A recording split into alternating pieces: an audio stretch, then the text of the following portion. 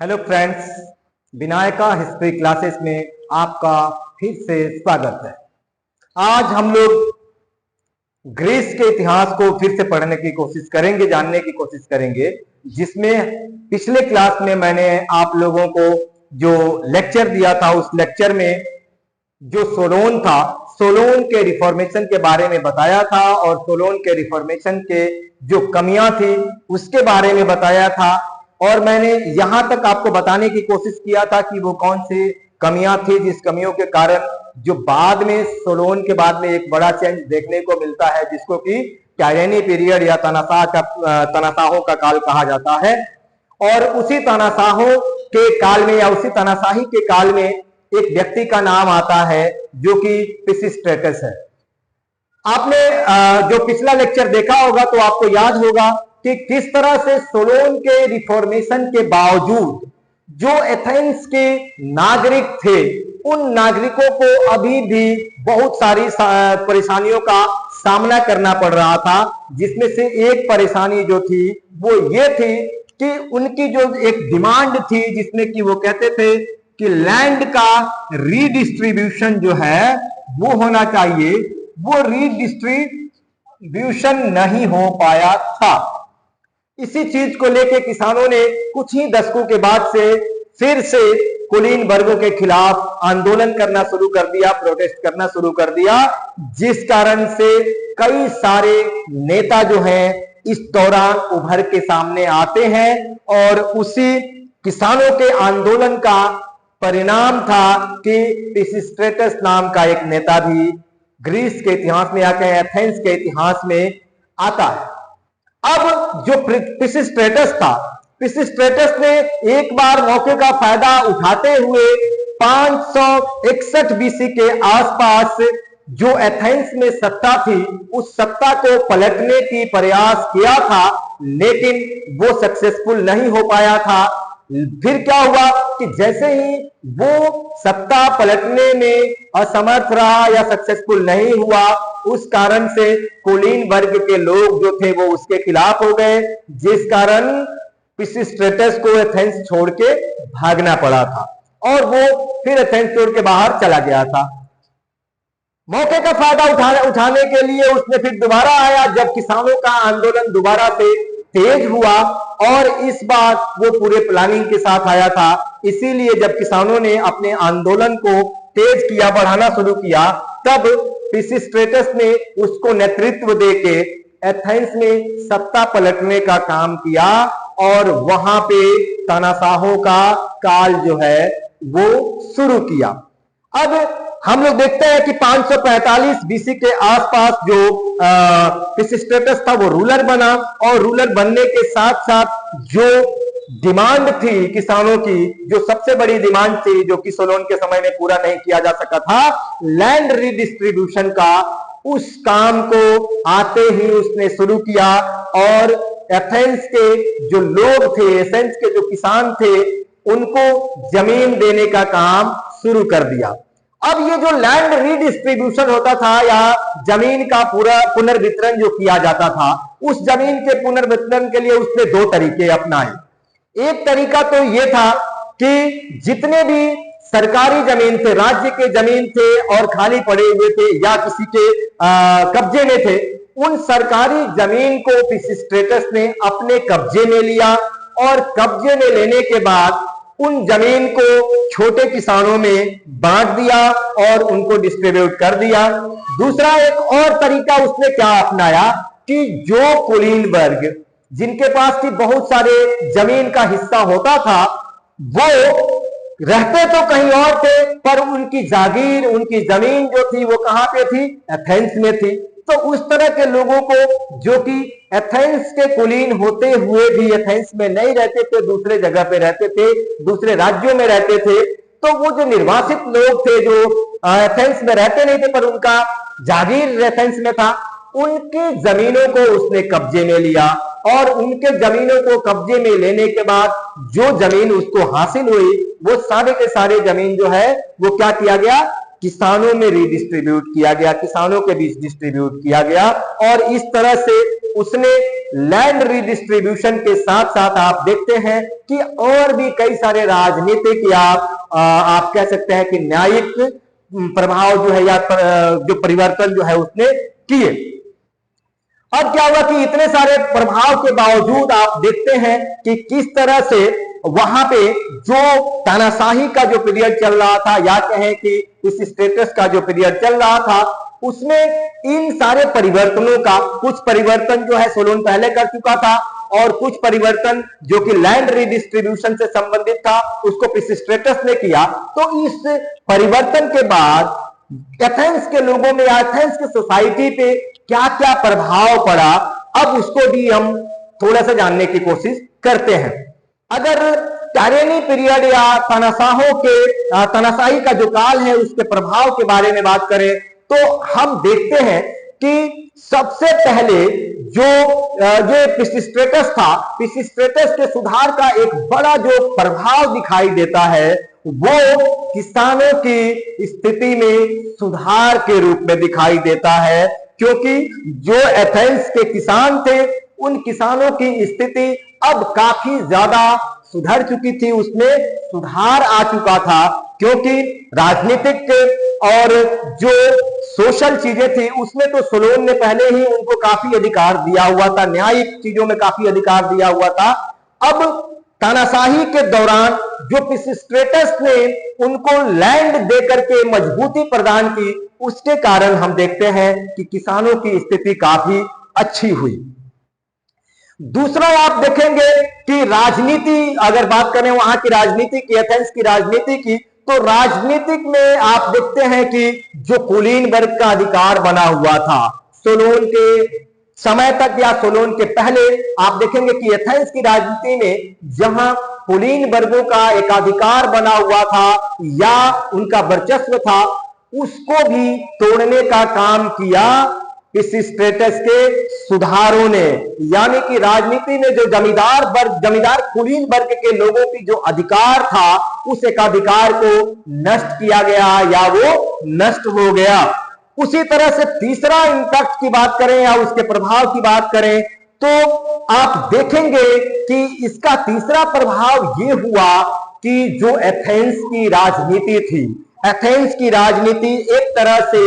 अब कुलीन तंत्रों की हाथों से या कहें कि जो कुलीन तंत्रों के जो तो चलाया जाता था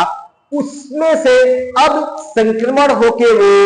आप देखेंगे कि डेमोक्रेसी के तरफ जा रही थी, प्रजातंत्र या लोकतंत्र के जा रही थी। यानी कि जो पिसिस्ट्रेटस ने सुधार किए थे उस पिसिस्ट्रेटस के सुधार के कारण यहां पे जो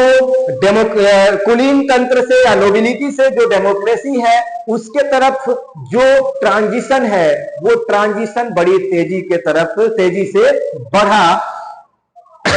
चौथा एक और कारण उसका इंपैक्ट देखें तो राजनीतिक सत्ता पे हम लोग देखते हैं कि सोलोन के पहले या पिसिस्ट्रेटस के पहले जो एक वंशानुगत अधिकार बना आ रहा था, जो हेरिडिटी बनी आ रही थी, उस चीज को भी तोड़ने का काम किया पिसिस्ट्रेटस के सुधार ने, या तानाशाही के पीरियड के दौरान जितना भी सुधार किया गया था उस सुधार ने जो पुराने जमाने से ये जो इनका एक तरह से वंशगत अधिकार था, ये जो हेरिडेटरी सिस्टम चली आ रही थी, उसको तोड़ने का काम किया, उसको खत्म करने का काम किया। अब राजनीति में या राजनीतिक सत्ता केवल वंश के आधार पे नहीं दी जाएगी, बल्कि अब जो लोग कामयाब होंगे, काबिल होंगे, वो चुन के आएंगे एथेंस के जनता के द्वारा। तो इस तरह से हमने देखा कि बहुत सारी चीजें जो है इस स्टेटस के द्वारा की जा रही थी, जो कि लोकतांत्रिक थी या कहें लोकतांत्रिक व्यवस्था से मिलती हुई थी। इसीलिए हम लोग यहाँ पे देखते हैं कि जो ये तानाशाही का पीरियड था एक तरह से ट्रांजिशन पीरियड के रूप में देखा जाता है, फ्रॉम नोबिलिटी टू डेमोक्रेसी।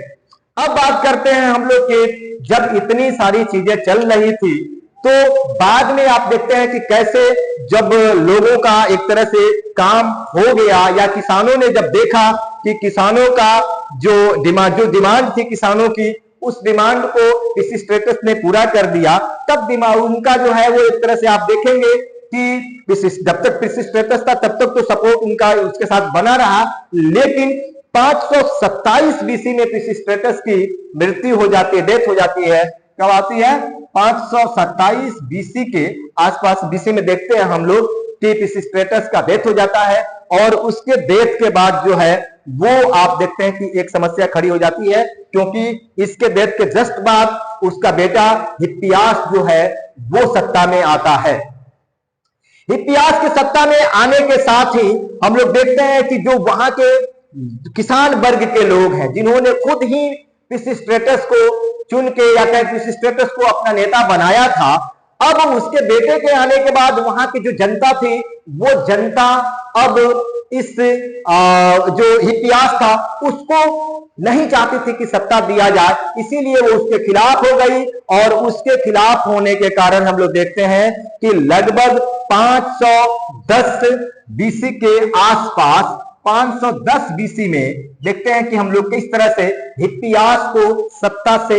हटा दिया जाता है। अब सवाल ये उठता है कि हिप्पियास को सत्ता से क्यों हटाया गया, उसकी बाद में बात करेंगे। लेकिन फिर भी यहां पे एक बात का आप लोगों को हम बता दें कि जो एक इतिहासकार हैं जिनका नाम है जॉर्ज थॉमसन। जॉर्ज थॉमसन जो है उनका मानना है, या वो कहते हैं कि तानाशाह जो थे उन तानाशाहों ने कई जगहों पर व्यापारियों को भी अपना एक तरह से हिस्सेदार बनाया था, क्योंकि तानाशाहों का सबसे बड़ा दुश्मन कौन था? कुलीन वर्ग के लोग थे। वो कुलीनों से तो नफरत करते थे, लेकिन वो किसानों के साथ साथ एक तरह से व्यापारियों को भी अपना हिस्सेदार बनाया था। दूसरे एक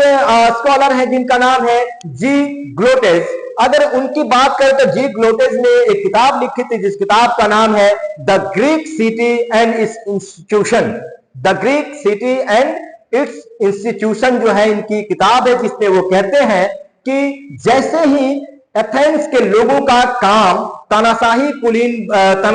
के लाने का काम जो है वो खत्म हुआ, वैसे ही जो किसान वर्ग के लोग हैं उनका नफरत जो है वो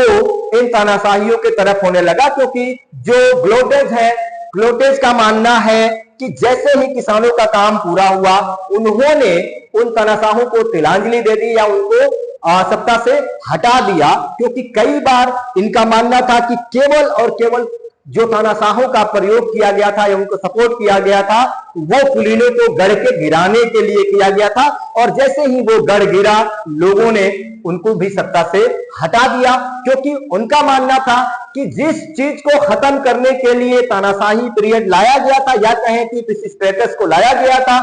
वो चीज तो पूरा हो चुका था। अब क्या हुआ कि दोबारा से जैसे ही पिसिस्ट्रेटस के बाद